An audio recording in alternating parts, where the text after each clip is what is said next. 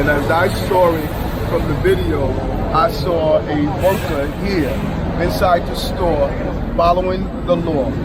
And he should not have been approached in the manner that he was approached. And I think it's time for New Yorkers and Americans to start standing up for people who follow the law.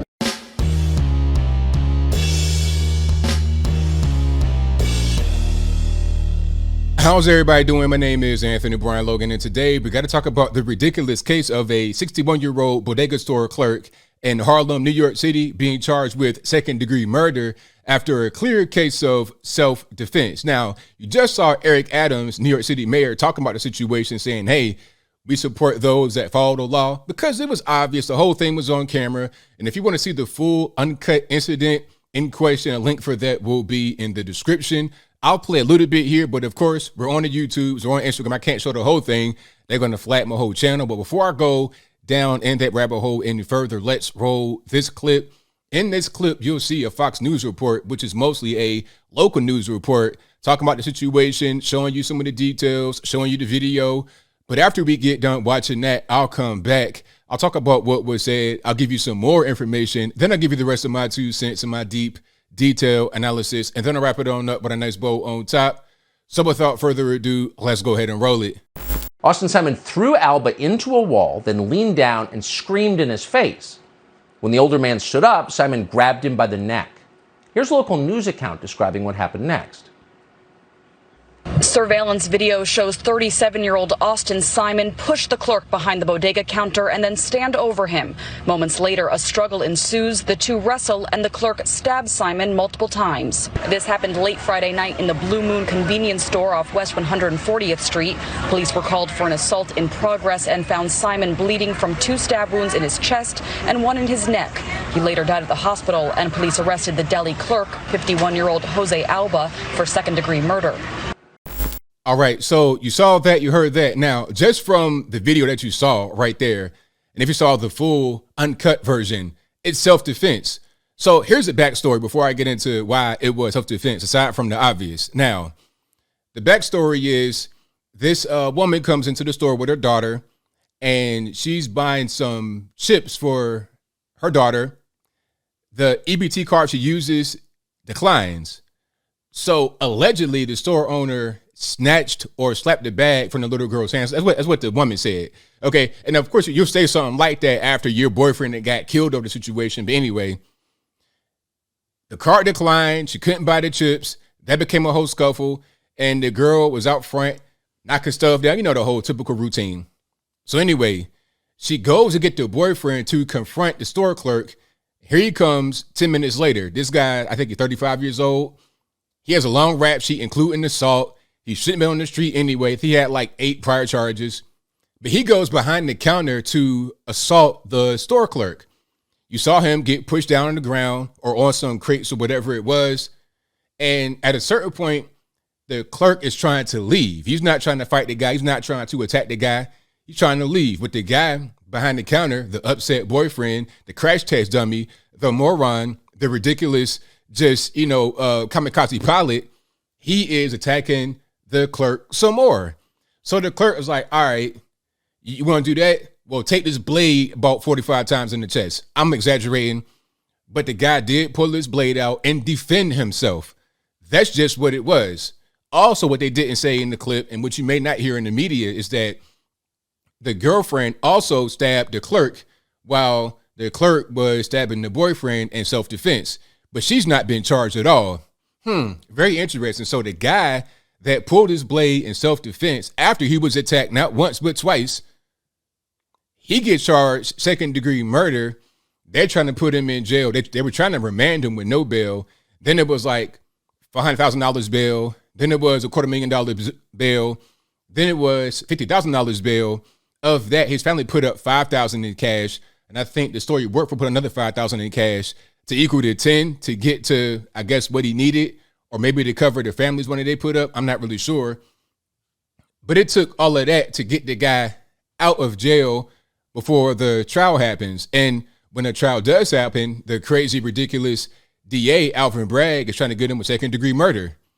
And they say that he has to revoke his passport because he already planned to go to the DR, Dominican Republic, which is where he's from, for a vacation coming up here pretty soon. And they feared that he would just go to DR and not come back to New York City to avoid the whole situation.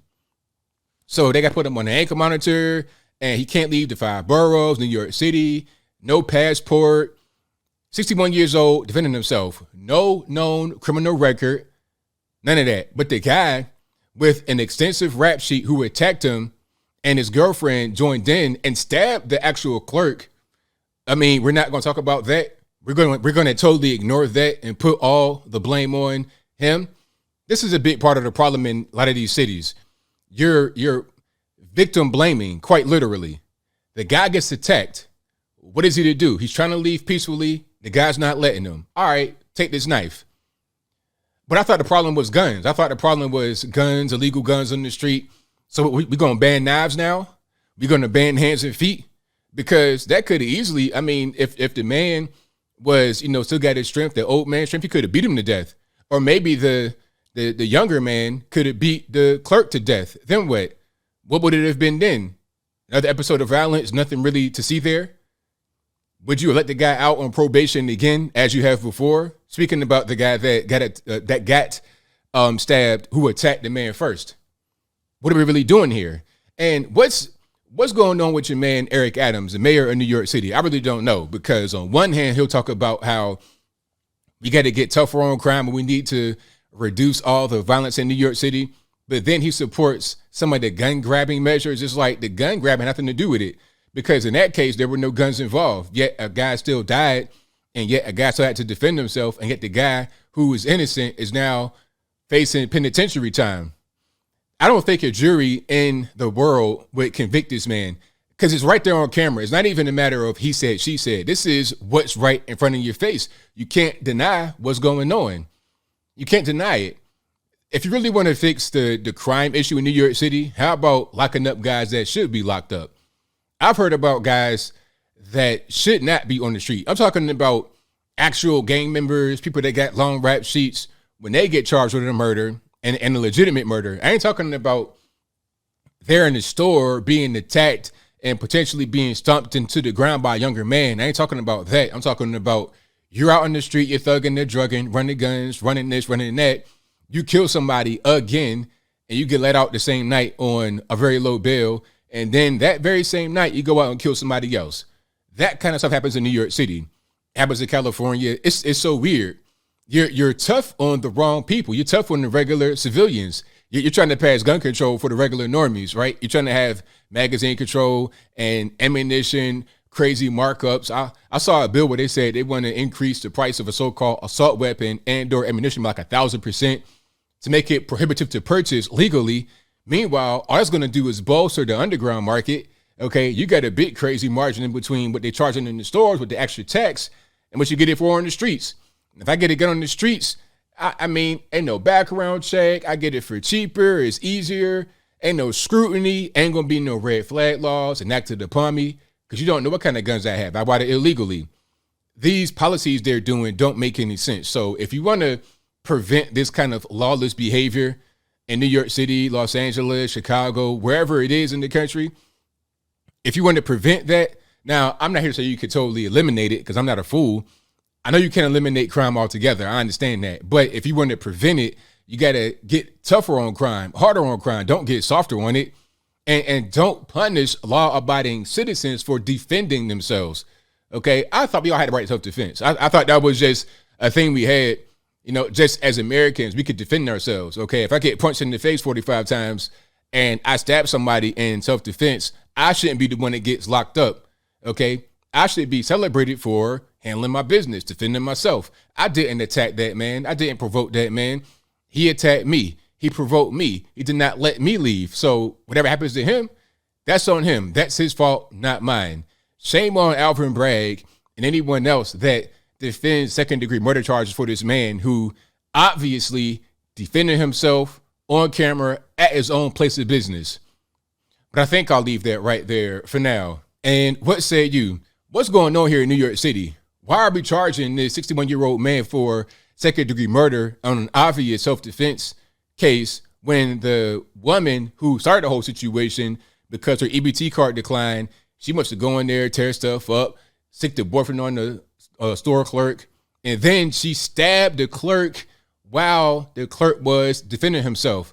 Why is she not being faced with any kind of charges? Is that self-defense for her when it wasn't even her? Oh, it was her boyfriend that got stabbed after he attacked somebody, not once but twice. So I'm not understanding how that really works. I mean, I know there's laws you got to follow, but what kind of law says that makes sense? Whatever your thoughts on that are, please let me know in the comments below. But you guys know where I'm at. Self-defense should not be a crime. Point blank, period. I don't care what color you are, what gender you identify as. You can identify as puff of train smoke, copper top battery, Duracell, Energizer bunny. I don't care who you are, what you identify as. At the end of the day, self-defense is self-defense. But whatever your thoughts are, please let me know in the comments below. And that's all I got to say for this video. If you like what you heard, please comment, rate, share, and subscribe. Peace.